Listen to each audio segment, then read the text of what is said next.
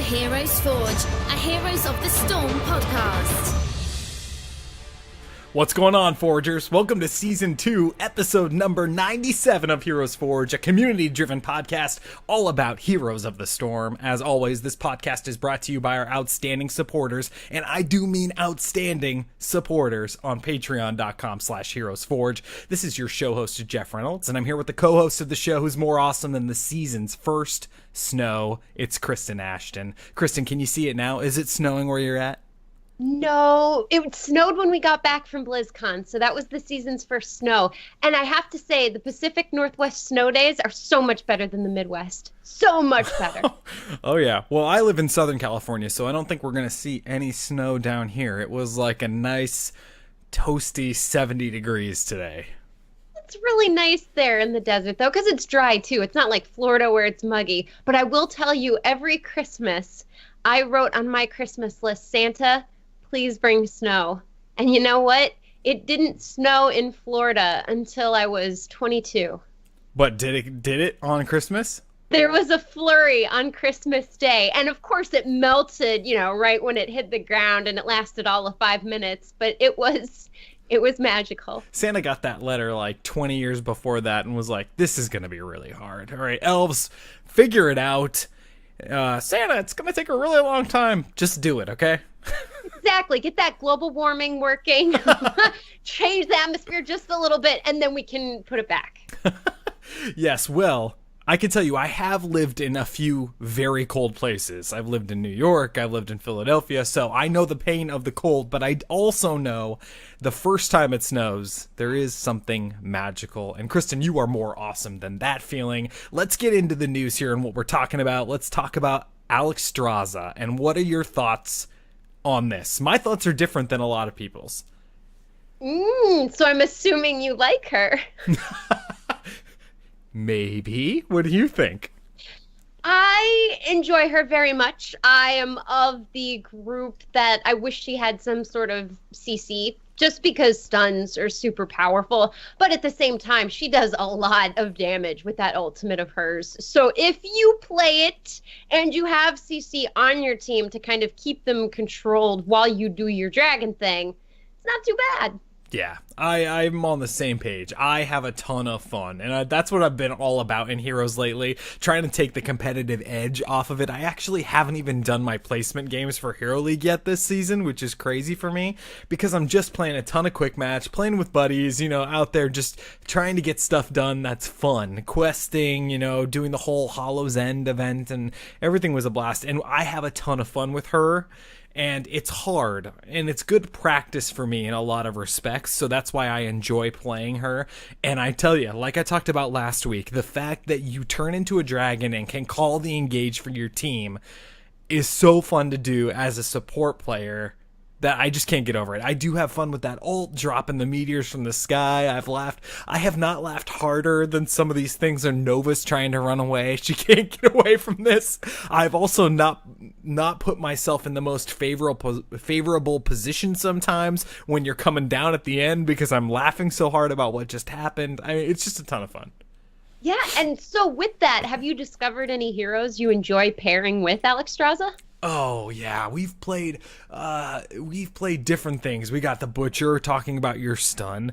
We've had, some Li Ming action, Garrosh, and the thing that is frustrating, obviously, is the thing that's frustrating everyone. It's the heal over, not really a heal over time, but the burst heal after a delay.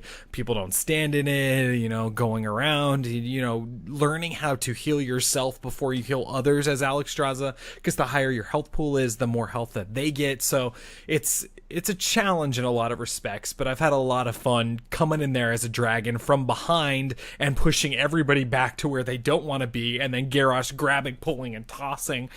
It has the potential to be a fun time. Maybe not HGC worthy, but it's still fun. Yeah, and I mean, maybe it's kind of like Chromie, right? Where you love Alexstrasza, you're going to play Alexstrasza and you're going to be darn good in the next month or two. And people are going to see you and go, wow, I didn't realize she could be so OP. Yeah, and maybe people will figure out, and what do I mean by maybe? People are going to figure out the comps, people are going to figure out the builds, Blizzard's going to tune and adjust, and who knows, we'll have to touch base again on Alexstrasza another day to kind of find out how we're all feeling in the future. Obviously, Hanzo is inbound too. They are not slowing down for us yet, hopefully not yet, because it's one of my favorite parts of the game.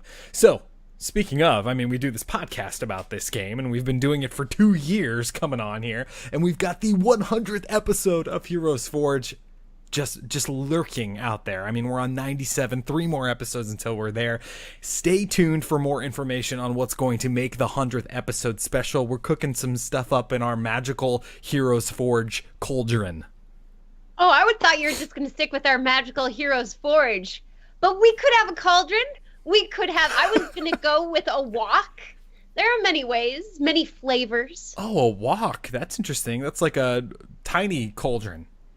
Yeah, exactly. When you can flip around, make sure the spices get mixed in a bit better so you can make veggies more so than stews. That's right.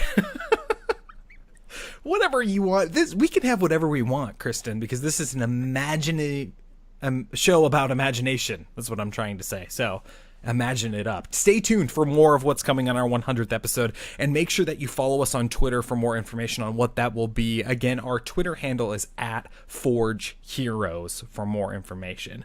Kristen, you've been playing other games other than Heroes and Divinity, because I mean, we played Divinity together on a stream, but what other games are you playing now? Oh yeah, so right now Dark Souls 3 is coming to a close. I have 2 bosses left to go. And then I just started up Deus Ex Human Revolution, which is straight up, it's more role-playing than I thought it was going to be. I thought it was just going to be a first-person shooter, but I mean, we're talking Mass Effect Witcher kind of a thing, but with the Matrix skinned over. Cool. Yeah, I haven't heard a lot about that game, but yeah, I've been playing. Do you play Hand of Fate?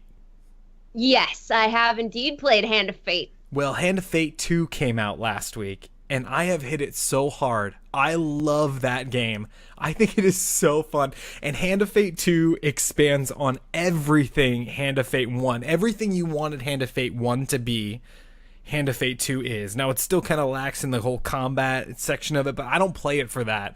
I love the story. I love everything that's happening in Hand of Fate. You got to pick it up and play it someday. It's really fun. It is, and now that one is... You have cards that you put together, right? And then the cards kind of determine what battles you go into, because sometimes it's a third-person fighter. Other times, not so much. Yeah, it's mostly driven by challenges, skill challenges. There are different kinds. You can have companions in this new one. It's on an actual map that maps out your quest line. The story is incredibly better than it was in the first one. Check it out. If you're looking for a new game that's like, you know, fun to pick up as you and go, it's got Hearthstone-inspired deck building stuff in there. I mean, it's really, really cool game. Hand of Fate 2. Speaking of other games that we're playing, we brought it up earlier, but we're playing Divinity 2. We're streaming that live every Sunday at 2 p.m. Pacific. You can find it on twitch.tv/Kyle Ferguson. Our adventure is getting insane. Today, what did we do, Kristen? Well, today... we took down some quinoa. We died quite a bit. and we made friends with a giant condor. We learned birds can climb ladders. And we learned that sometimes when you die and are resurrected, you have 2 forms. There you go. Well, if that sounds at all interesting to you, which right now, if I wasn't playing that game or watching that stream, I would log on right now and just go straight there and set a reminder, 2 o'clock every Sunday, twitch.tv/Kyle Ferguson. It's a blast. It's fun. Jokes will be had and fun will be distributed. Evenly between each of us, because the game does do a great job of making sure everybody's special abilities are touched on at least a little bit. Yeah, it's Oh, and I forgot the most important part. We helped love a turtle and a rat. Fell in love. Through pizza. Don't we all? Yes, absolutely. Let's get this thing started and let's forge. Let's forge.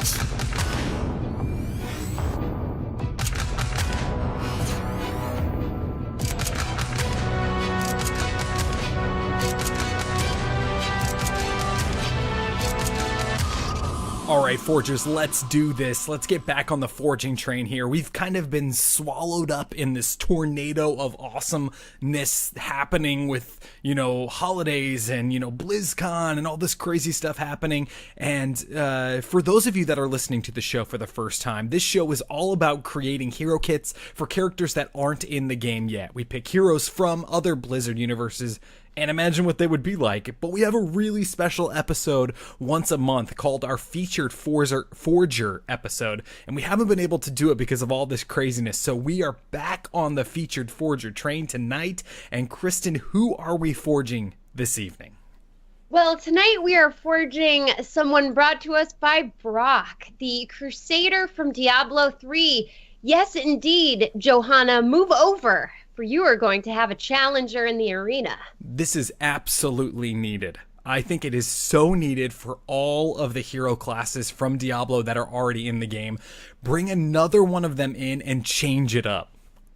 Yes, it would be a very, very interesting take on the game, and I think it would be pretty easy to do because this one, it was suggested we do a support Crusader, so kind of like the opposite of what Johanna's role is. Yeah, and I gotta say, and Kristen, I know you echo these same thoughts, Brock's build that he sent to us is incredible. It's so cool, but not only did Brock send us this Crusader build, but also I think 4 other builds for these Diablo characters compiled in the most beautiful PowerPoint way of showing builds and kits and stuff, and just outdoes what we do on the show every week. So we had to talk about this, and I'm telling you right now, eventually we will reach all of those other kits and awesome stuff that he sent us.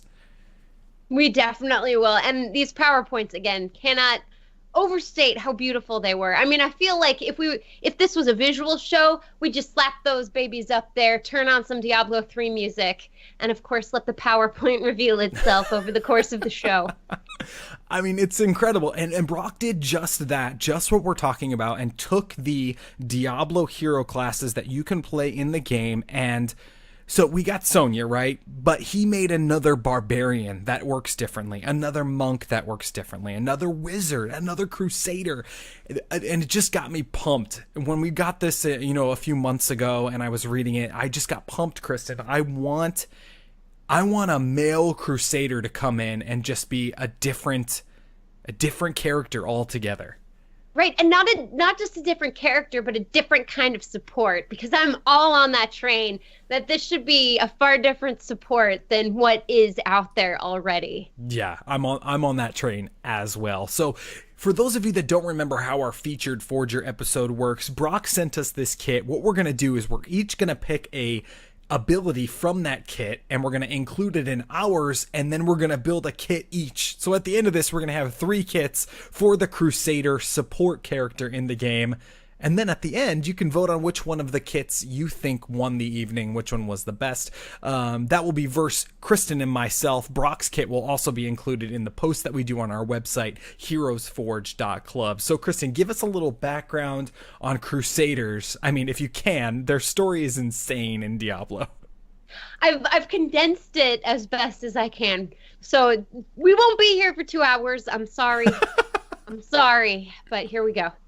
Unbending champions of faith and law, Crusaders are followers of the Zakarum religion, once tasked with containing Mephisto beneath Trevinical Temple. Though it was an ultimately doomed quest, they nevertheless pressed forward, now surviving as devoted followers focused on restoring purity to a corrupt land. So this sounds a lot like Paladins. It does. It absolutely does. I had this thought while I was building my character. And so, Kristen, we know that, Paladins are not your favorite class, just because it doesn't intrigue you the same way that it intrigues some people. So how do you feel in the relationship between Crusaders and Paladins? And what are do you have a bias going into this?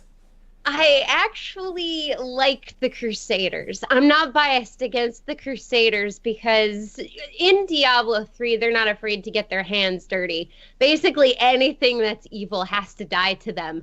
And when I was doing some reading about the Crusaders, it turns out the Crusaders see the Paladins as corrupt. Really? Yes. The Crusaders see themselves as the purists, as it were. And apparently, according to lore as it stands at this moment, the Crusaders are the only ones who have never been corrupted by any kind of evil. Yeah, rock on, Crusaders. I mean, I love the Crusader in Diablo 3. I love playing that class. I love the story behind it, the fantasy behind that character, I think is so cool. I've been into that stuff though. Like the medieval feel of a Crusader feels really cool to me. So I'm a Crusader fan, and the fact that it is already in the game as Johanna, this tank, and I think they captured a Crusader really well. But just like any other Blizzard game, you can spec that out differently in Diablo. You can have, if you're playing with friends, you can play it completely different than how you see Johanna play in Heroes of the Storm right now.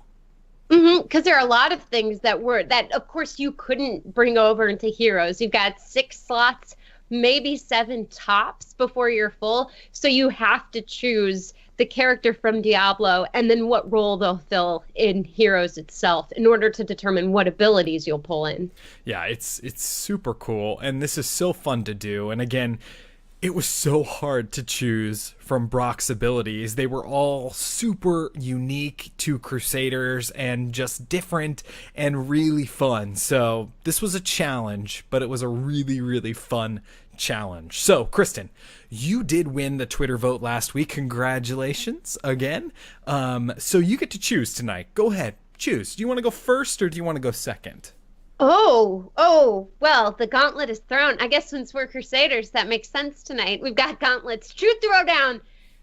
I'll let you go first, Jeff. All right. Well, a true Crusader would have chosen to go first, but okay, I'll go first. Wait, whoa. We're going to start bringing lore into this?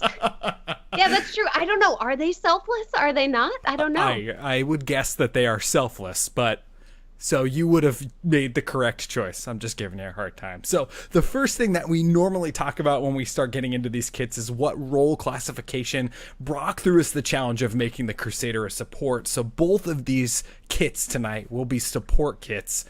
But we got to give this Crusader a name, right? So the name of my Crusader is Drakon, which is actually a Crusader from Diablo 3. I did some research and background on the famous quote-unquote Crusaders that are inside of the game, and Drakon has this motto. Would you rather face 10 opponents who are slightly injured or 7 healthy opponents who are distracted by the 3 corpses at your feet? That's amazing. So that's his whole thing, is that he trains Crusaders. He's one of the Grand Crusaders who is the one that helps train the other ones. And his whole thing is that if you have the precision to take out one target, that's one target down, and the rest of them will see that and be affected by that and go through that. And he's got a huge long story that Deckard Cain tells very, very slowly. As Deckard Cain is wont to do. I mean, Deckard Cain is one of those guys, right? He loves his attention. So he's going to draw out the story to make sure you listen. What's next? Drakon the Crusader. That's right. So let's get into some traits here. The first trait is called Bottleneck. Now, with this trait, the fantasy I'm trying to build here is that the Crusader, with extreme precision, he is able to phenomenally support his allies. With this trait Bottleneck, it's passive, and it gives Drakon the edge on the enemy team when they're weak. If the enemy team is outnumbered on the battlefield, all of Drakon's abilities have buffed numbers. Yes. So does this get buffed for each missing enemy hero? No, it is the same. The trait is active if the enemy team is outnumbered. So if there are 4 on their side, or if there are 3, 2, or 1, it's the same buff. It doesn't get increased. I mean, maybe that's a storm talent, when you get in there, like depending on the number of enemy heroes that are dead, you get stronger. We don't want to make it super snowball-y, but I love the thought behind this because it's like, hey, we're up. Let's engage. That's a very good point, making him a very, very aggressive support. And then I'm assuming this is a radius, or do you see it as kind of a cone facing the enemy team? I mean, visually, how is this marked? Oh, visually, it just buffs his ability, so there's no range or anything related to it. If the enemy team has one down, his numbers are just increased. He does increased all of his abilities. I don't want to say he does increased damage or increased healing, but everything is just plussed up a little bit. Oh, gotcha. So this is referring to an enemy team member being dead. Yeah. So if there are 4 of them and 5 of you, you got your little buff. If there are 3 of you and 4 of them, they got you outnumbered, so you don't have it. I like that a lot because that doesn't punish an enemy team that has decided to split push, which is really cool. That's really, really nice. Now, say you're up against the Last Vikings. What happens when one of them dies? Does that count, or do all 3 have to go down before? I think it would be like the rest of it, or the rest of how we play the game now. So, well, actually, that's not consistent either, right? Because they don't count as full kills, but they drop full meat for the butcher. Yes, that's very true. So that's not consistent. So I'm gonna make the decision here because whatever. My decision is that they would all have to be down. You'd have to get a single kill, a full kill to make it happen. Or you could even build it to where it stacks their numbers. So maybe Lost Vikings would be a good pick against the Crusader, because then that would be, 7 against 5? Yeah. So, and Murky would be a bad choice, right? Because he would be getting buffed all the time. Yeah, that's very true. Yeah, and maybe he'll get little muscles to go with it. So the buff on the Crusader doesn't stack. So like if an enemy team dies or whatever, it's just a single buff that happens only when you have the enemy team outnumbered. Now, as far as mounts go for the Crusader, I'm thinking that, so we already have a Crusader mount in the game, like this, armored Crusader mount, but we need to have one where the person that's holding it is got like a battle standard or a war banner or something. So that's what I'm saying here, is that he would be carrying, this Crusader war banner on a steed like that. And maybe it's like, and maybe the cool thing about this Crusader mount is that it's covered in demon blood or something. Like he's charged through the enemy, and so it's covered in demon blood. Oh, geez. So the horse is as leveled up as the character is. That would be incredible. And imagine, too, it's demon blood that collects over the course of the game based on how many kills you've gotten off the enemy team. So it's one of those where you're rewarded for doing really, really well. Need. #need. That is so cool. I would love skins that react to how the game's going and what's happening. Whew, I'm sure the engine can't handle something like that, but if it could, I'd want it. Let's get into some basic abilities here, and the first one is my featured forger ability from Brock's kit. It's called Smite. He says that it has a 5-second cooldown, and the Crusader's going to strike the ground when this is activated, dealing AoE damage in a half circle in front of him. So I'm assuming it's like a Leoric skeletal swing at this point. So those hit directly by the smite are stunned for 0.75 seconds, while if you're on the outer edges of the circle, you take 50% of the damage that's dealt by this ability. So the way I imagine that Brock is thinking this works is kind of like what we see with the Garrosh pull, right? There are 2 sections. If you're standing in the intersection of the pull, you just take the damage, and then there's that slight little hairline at the end where if you hit in that, then you get pulled in. So maybe this has that half circle where it's showing inside of that half circle that if you're directly in front, you're going to get stunned. Yeah, which is really nice, too, because it still allows the ability to connect even if something is just out of your reach, but you're not going to get the full reward unless you aim it properly, which I am always very much a fan of, because if you do it properly regularly, it shows your practice, you deserve to pull off the combo, yada, yada, yada. So how big are you thinking this one would be? Well, I'm thinking that it's like a skeletal swing. I mean, we have to ask Brock, but I think that this is the same size as a skeletal swing. You've got this whatever weapon that you're wielding as this holy Crusader. Maybe it's even like a cross or something that you have in your hand instead of a mace or something, and you're just, doing whatever with it. I think that it could be that big. Yeah, and that's a pretty good size too, right? Because that pushes you forward. You have to be on top of the enemy, which speaks to the forward momentum this character could potentially bring. Yeah, and that's, I mean, I think maybe I might be inspired by the Alexstrasza feeling that we were talking about before, where if you have a support that's also out there and being able to be like, we're going in and can smite the enemy, stun them like an Uther stun, but a different kind of feel, I think it's really cool. So the second basic ability that I have to go along with that one is called Punish. So with this ability, Drakon swings both his sword and his shield at the target, hitting them for a significant amount of damage. So, you know, kind of getting your shoulder really down into it and just swinging with both the sword and the shield. Now, when the enemy is hit, it puts a debuff on them, making the chance that they hit targets go down. So not a full blind, but it gives them a chance to miss, right?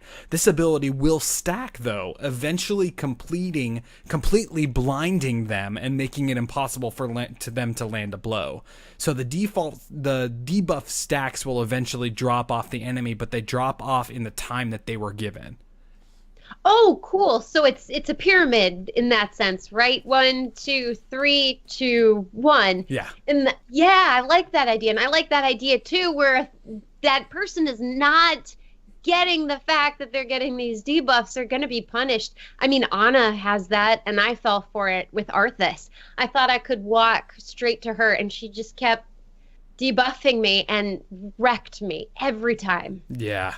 So, I mean, this is something that's straight from the Diablo 3 Crusader build, is this Punish. It works a little differently. I mean, it helps you rather than hindering the enemy. In Heroes, I think it would work better if it hindered the enemy.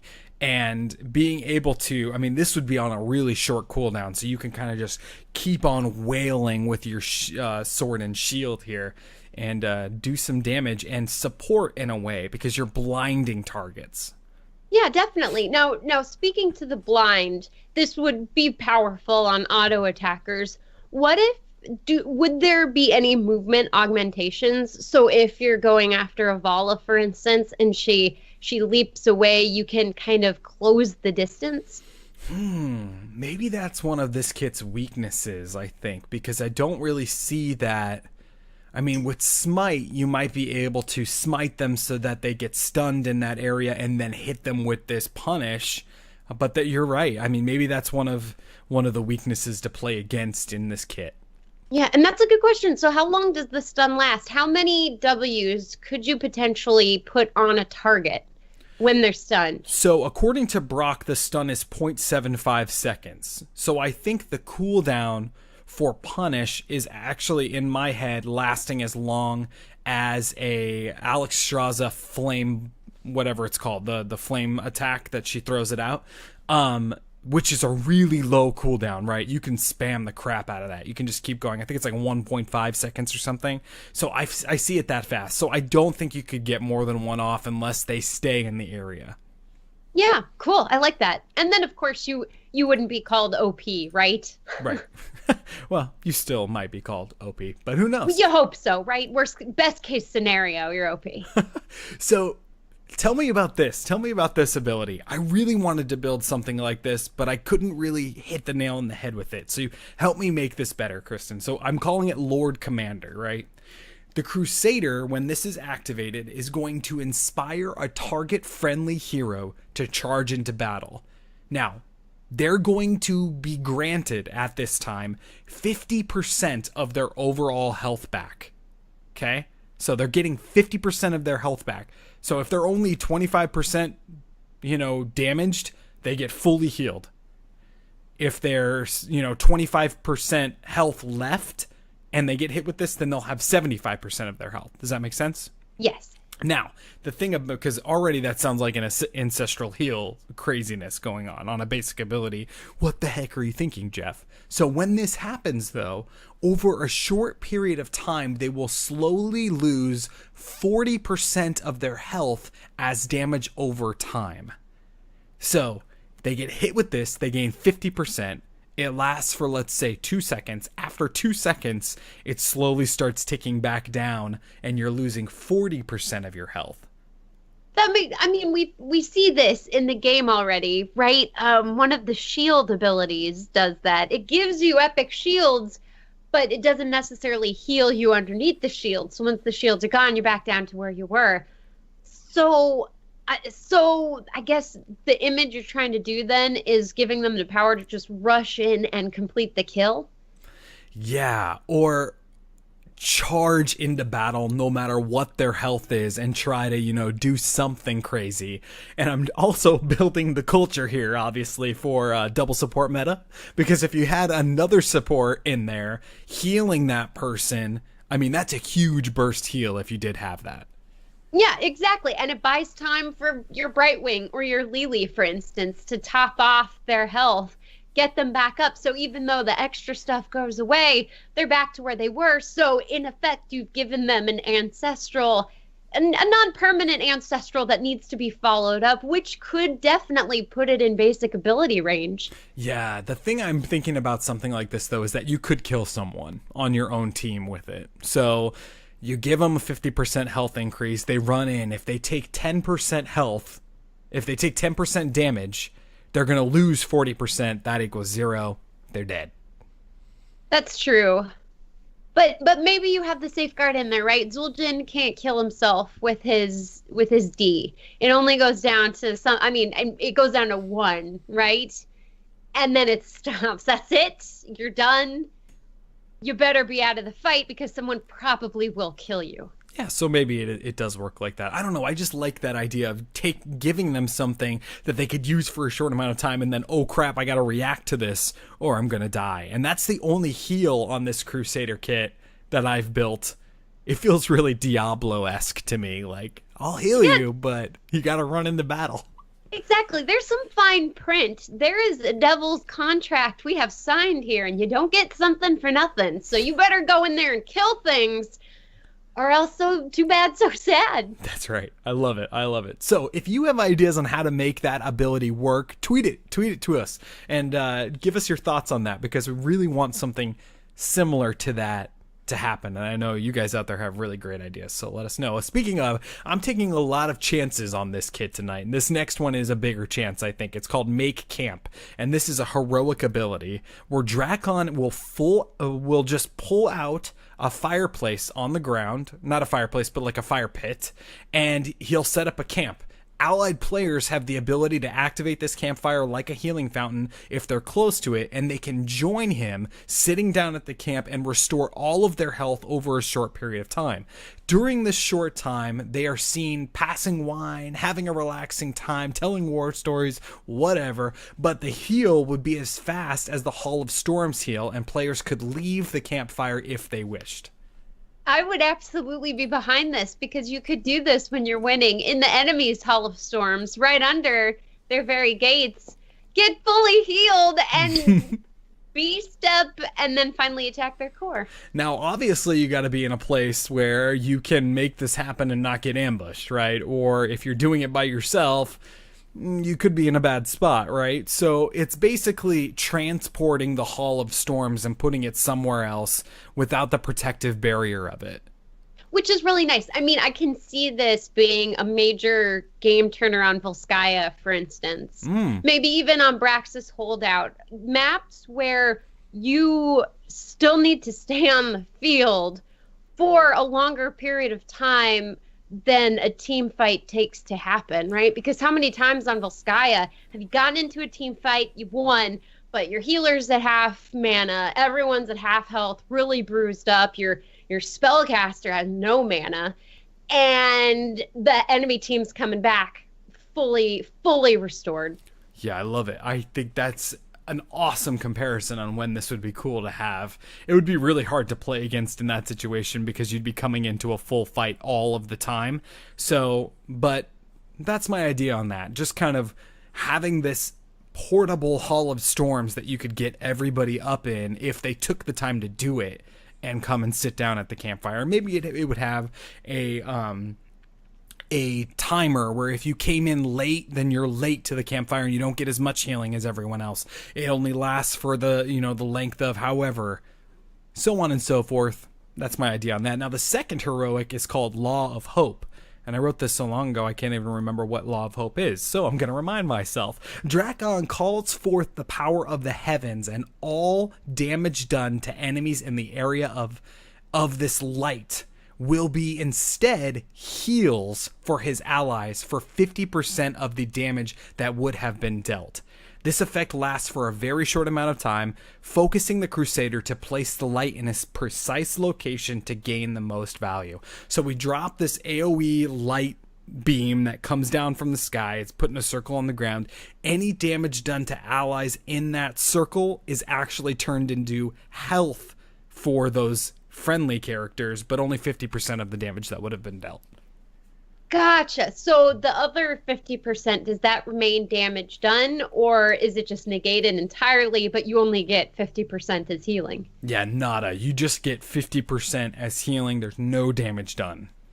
Nice. So this would be one of those runaway moments, but at the same time, great against a dive team, because what's a Greymane gonna do? He's gonna jump in there and all of that damage is negated, and then he's going to have to roll out. But by the time he's done that, all of his wolf form damage has gone into healing the enemy team, which is awesome. Same goes with Illidan's too, right? Yeah, it would have a feel to me kind of like a Divine Palm, right?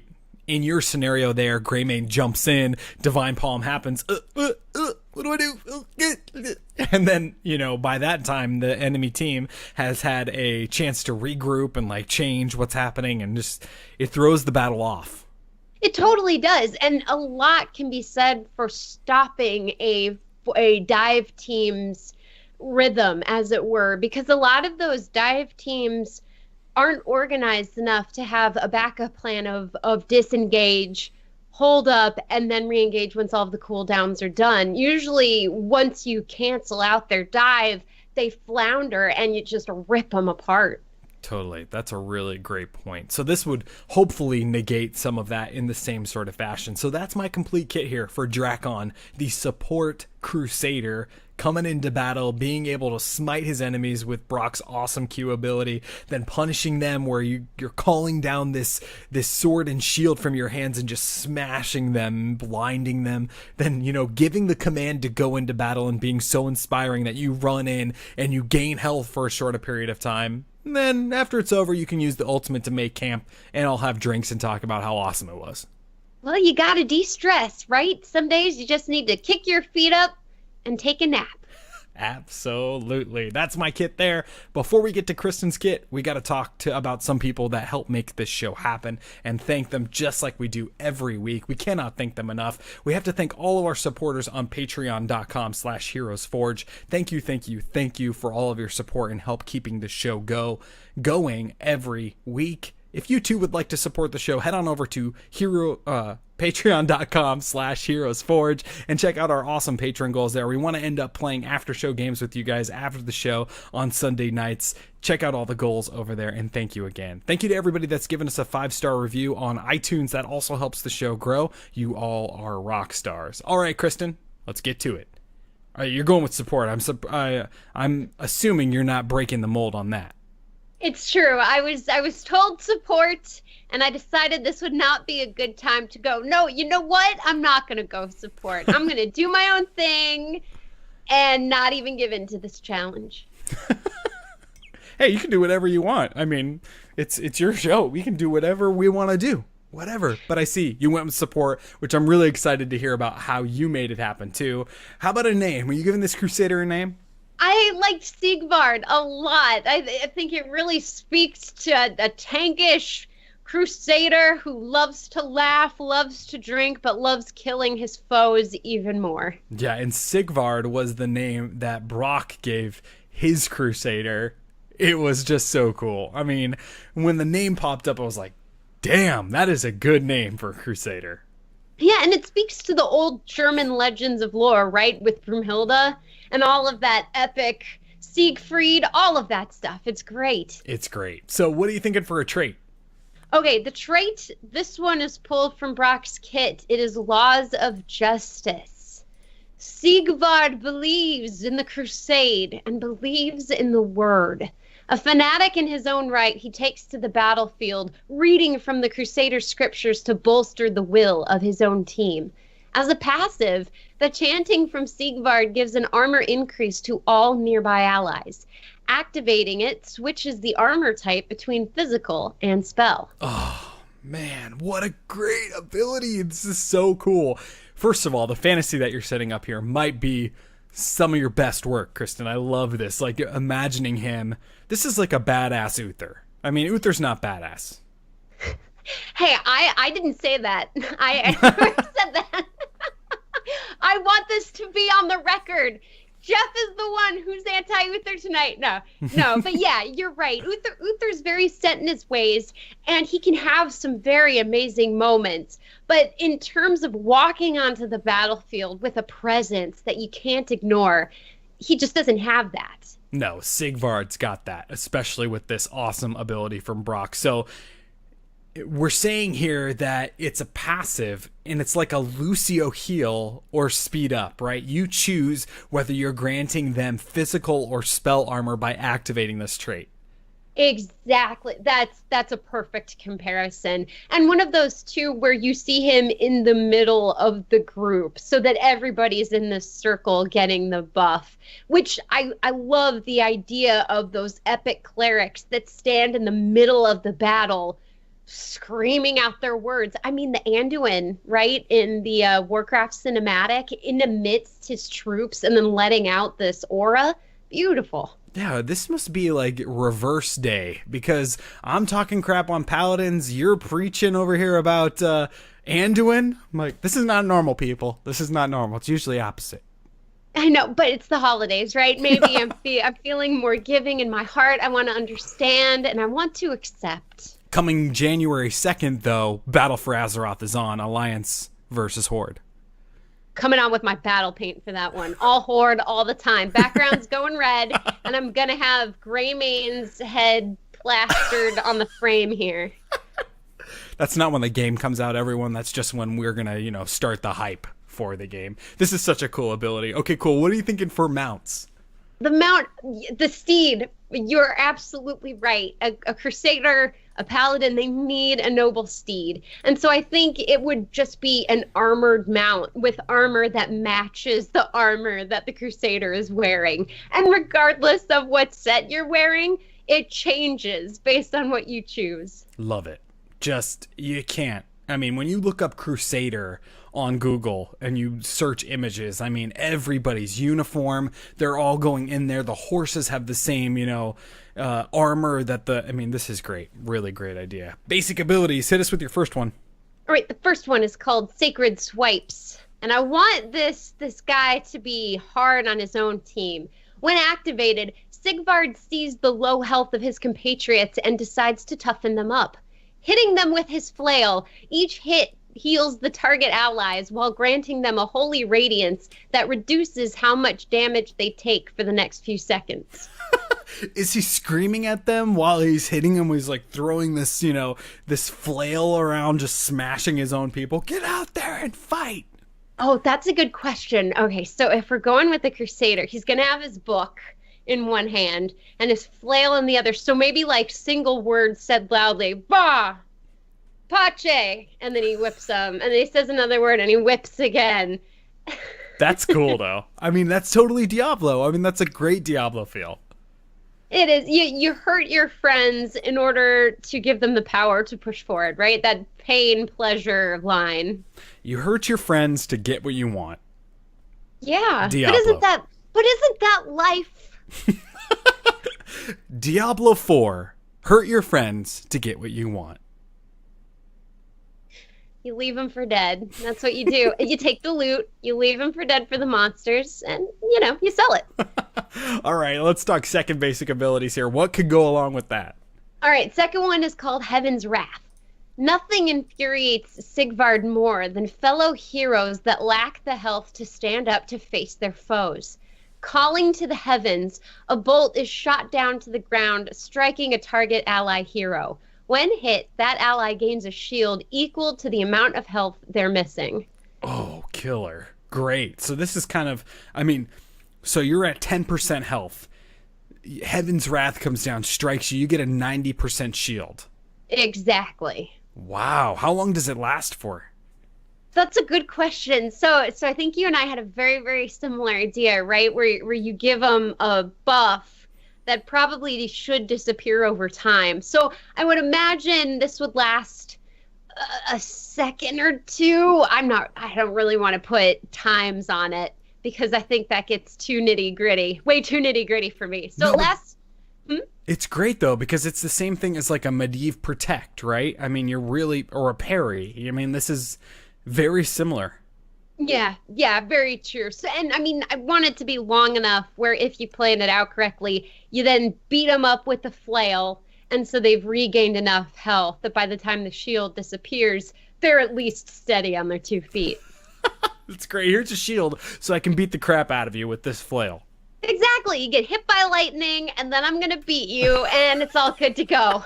But that was the thing, right? That was the idea. Why don't we have a healer that beats their teammates up? Exactly. I mean, what do we got now? Lily? Right? I mean, Kharazim beats up enemy heroes. Yeah, for healing? Yeah. Weirdo. Why can't you do this to your own team? I love it. What's your third basic ability? The third one is called Hear My Call. Sigvard hoists a banner high into the air and starts up a hymn well known by the Crusader order. This hymn acts as a heal over time to all those friendlies that stand close enough to hear it. Oh, how cool is this idea? So he's got to stand completely still to cast this, untalented. Oh, that's a very good point. Maybe, right? Maybe even your level 1 determines if you can move this around or not. Because I was kind of going with the image that he's in front of his troops with this banner, and everyone's kind of joining in the song as they push forward. Oh, because that's cooler.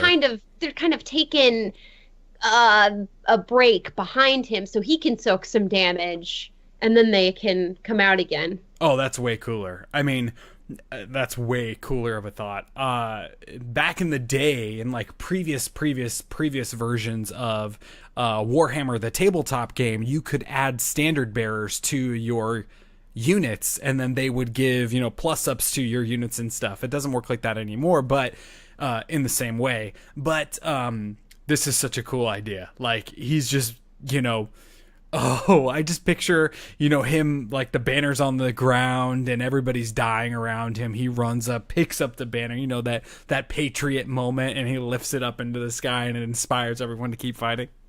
Exactly. You're waving that flag. You're waving that banner. Everyone see it. They start crying. We're all friends here, united in one cause. That's cool, though, and that would be a super awesome visual in the game to do that. It would be really cool. Okay, let's get into some heroics. What's your first one? All right, the first one is called Charge, and this was my absolute favorite part about the Crusader in Diablo 3. You summon the Phantom Mount. Sigvard takes off, knocking down and damaging enemies that are hit by this ability. Friendlies are healed and granted damage-soaking auras. This ability lasts long enough to keep knocking enemy players down at least 3 times. Oh, interesting. Explain how that works a little bit. So it doesn't just charge forward once. Is Sigvard on the mount when it moves forward, or is he... How does it work? Okay, so Sigvard is on the mount, and you can control it. It's like a super speed mount. You summon this thing, and then you're shot like a bullet straight forward, and then you try and hit as many baddies as you can before the horse disappears and you're back to your basic abilities. So the thing about that then is it has the same sort of feel as that Alexstrasza alt I was talking about earlier, where you have to position yourself in a good place to end this ability. Exactly. You begin with the end in mind, because if you don't, good luck. If you don't, no one will be picking up that banner. No, it'll probably just sit there for the rest of the game. This is cool, though. Really cool. So it initially takes off straight ahead, or can you aim it before it takes off right away? I like to imagine that it's going to be a straight line for a split second as it starts going before you gain control, so you can aim the direction that line is facing. But any other movement after that, you have to wait until you gain control. Oh, that's so cool. What a cool idea. Like a really awesome Diablo spin on a diva charge. Yeah. Oh my goodness, that's it. It is. That's Except cool. it's with a pony. Much cooler than a diva mech, in my opinion. All right, let's get on the second heroic. What are you thinking there? All right, this one I wanted to have some fun with, so we are giving him the legendary, none other than the Holy Hand Grenade of Antioch. After an extended prayer said out loud for all to hear, Sigvard chucks the Holy Hand Grenade at a target where it explodes upon impact, killing them if they are not at full health.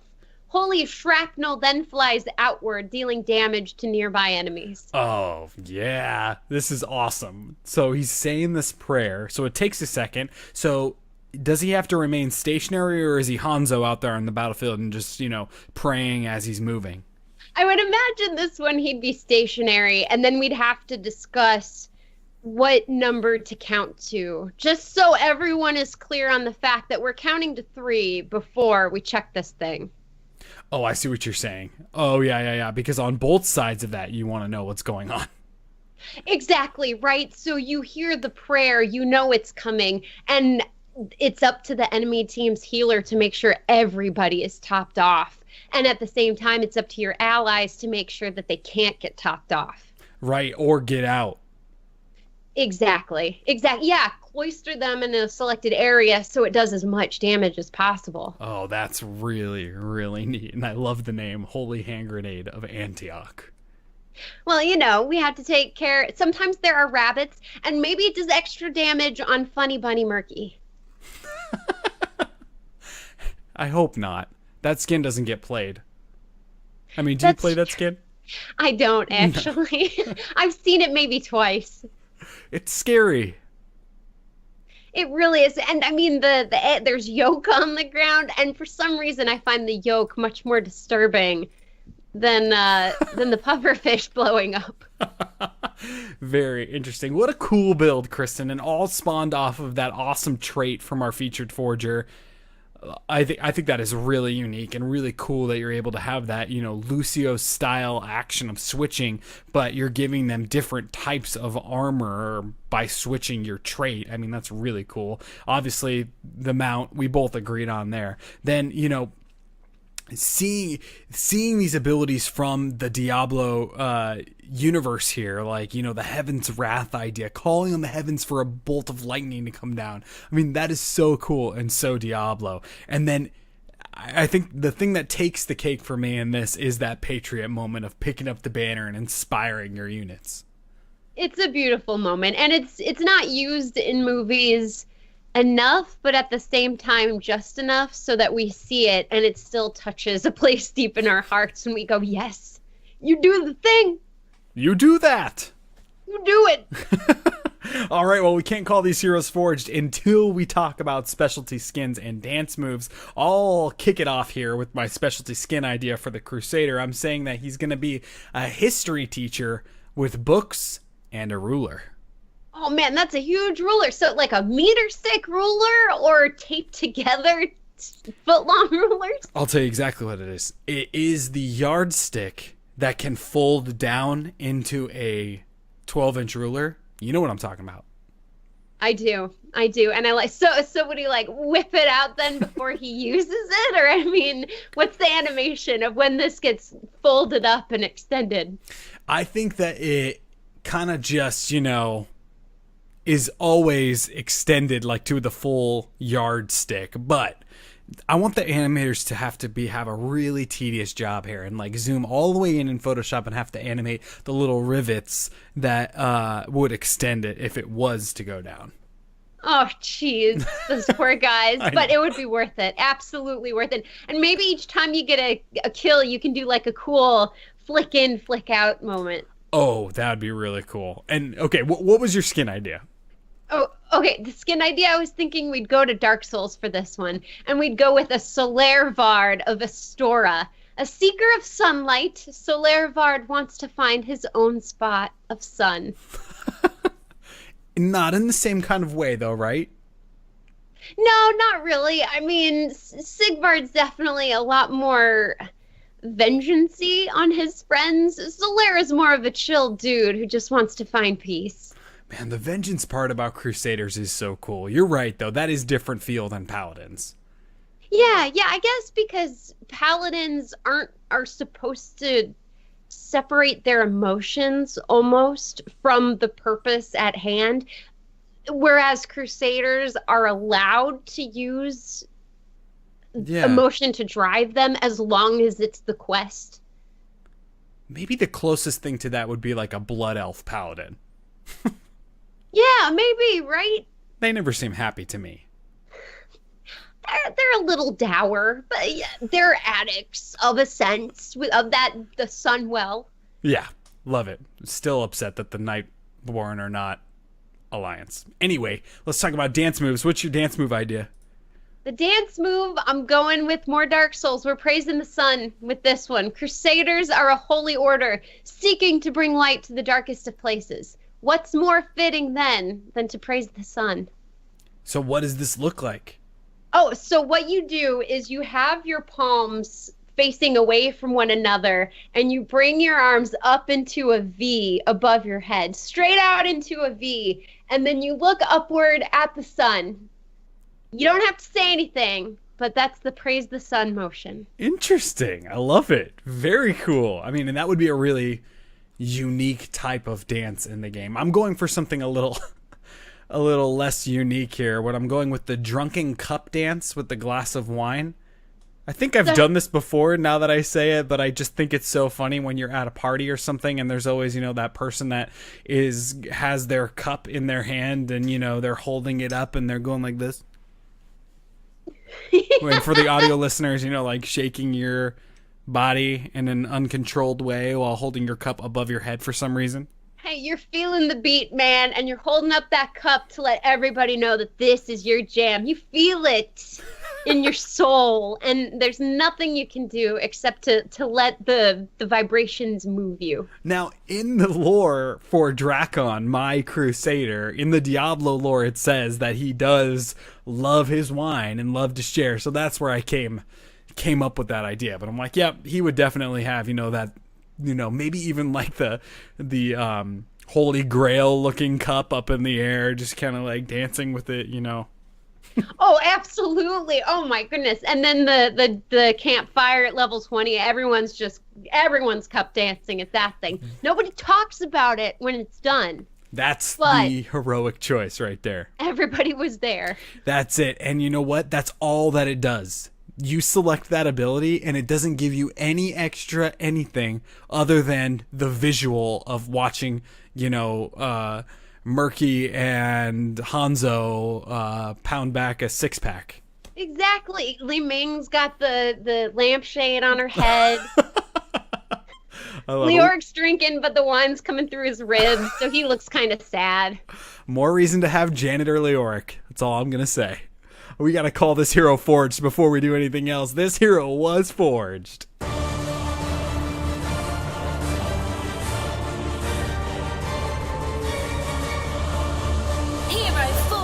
What an awesome featured forger. This was a great way to get back into our monthly episode for the featured forger.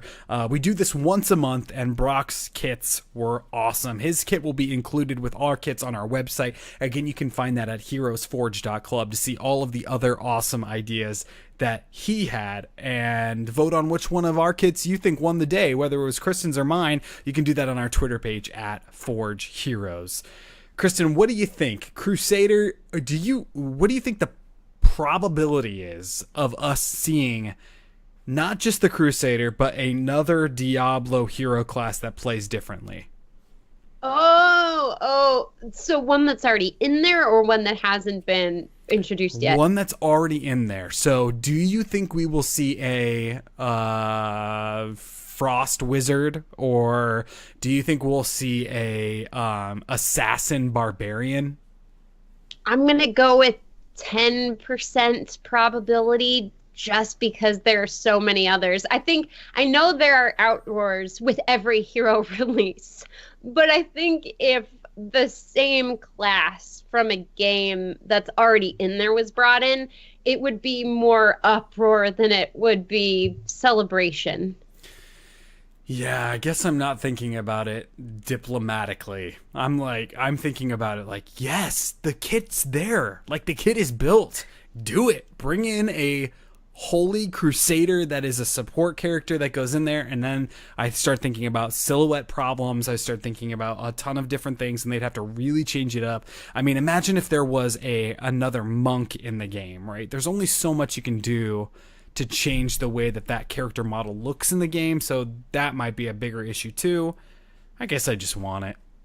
Yeah, and it's not bad to want. It's clearly got some really cool alterations that could happen, but maybe it's not that we'd see the male Crusader show up as a support. It's simply heroes get totally different kits they could do in the future, you know? Maybe Johanna could run a support. You just have to choose support Johanna before you queue, and boom, there you go.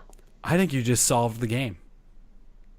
Right there. There it is. I mean, that is such a great idea. Like, what if you had to buy Johanna the Crusader, but the support Crusader? Yeah, and that's something it would probably still be challenging to do, right? And it's not like you would give her a visual makeover, but the animations for the abilities would take time. But that's how you could bring it in realistically, I think, without upsetting too many people. Totally. And think about it in the same, I mean, again, there's silhouette issues, and maybe that's the concern, is when people see Joanna, they think tank, and they'd have to pay attention to what was going on and what was selected. But I think it's similar to changing spec in Warcraft, right? I mean, you go in there, and if you change spec in Warcraft, you could be 1 second you're a subtlety rogue, and then the next second you're an outlaw rogue, but you look the same. I mean, for the most part. So yeah, that's a great point. That's what it is. You just change your spec. You want that hero, you like their abilities, but you need X instead of Y. Yeah. What a great combo. This is what it's all about, all inspired by Brock's choice to bring us a Crusader that is a support character. Thank you again, Brock, for sending it in. If you have an idea for a hero that you'd like to see on the show, you can send us an email. We are contactheroesforge@gmail.com, or on our website, there's a contact tab at the top. Shoot us a note, or you can even tweet at us. Again, that's @ForgeHeroes, your thoughts. And like Kristen said last week, with your extra tweet characters, you could even build a whole kit in like 4 tweets. Mm-hmm. Just be sure to include a fun GIF that matches. In every tweet. Yes, every single tweet. Otherwise, you know, what's going to catch our attention? Text? Who reads anymore? Who reads words? If I see a funny picture, I'll laugh and go, what is above this funny picture? Absolutely. Products of our generation, I do believe. Kristen, where can people find you when you are not on this show? When I'm not here, I am over at Dream Destroyer. That is DRMDESTRYR over on Twitch, Twitter, YouTube, and Instagram. And this week, I recorded on the Angry Nerd podcast with Garrett Weinzierl. We did a fun coverage of the Battlefront 2 controversy that plagued the gaming media outlets this past week. Oh, and you can find the Angry Nerd podcast on Amove TV, which this show is a part of, and we are so grateful to be a part of this awesome entertainment and podcast network. For more great esports and video game podcasts, make sure you check out Amove TV, and you must listen to Kristen's episode of The Angry Nerd. You must, and you can find it on that website. If you're looking for me, you can find me right here. We record the show live every Sunday night at 7 p.m. Pacific on twitch.tv/AmoveTV. I've already given you the website. I've talked about the Twitter. You can email us. A huge thank you again to all of our patron supporters out there for helping the show grow. Thanks to our iTunes reviewers. Drop us a review and we'll give you a shout out on the show. And thanks to you, Kristen. I mean, we're coming up here on Thanksgiving. We're gonna have a little special Thanksgiving-inspired episode next Sunday. But before it all gets started, you're an awesome co-host, and I'm so happy to be doing the show with you for the last, can you believe it, 2 years. We're coming up on 2 years here, and I'll save all the rest of my thanks for the 100th episode. Oh, thank you, Jeff. And you are an amazing host. You're the one who organized this, put it together, and entrusted a little bit of it with me. And that was awesome. You do more than you say you do. So thank you. And also, I feel like this show has been in its infancy for the last 2 years. We're that egg in Jurassic Park, right? We've been in that egg for 2 years. Now that egg is opening up, and we're about to become carnivorous. Carnivorous toddlers. So you watch yourselves, listeners. We're going to be sticking things in sockets. We're going to be grabbing things off the counters. We're going to be biting everything. So Drool. Watch out, and make sure you stay tuned and follow us on Twitter for updates on our 100th episode. Thank you so much out there for listening. Thank you to everybody in the chat, and we will catch you all in the real world.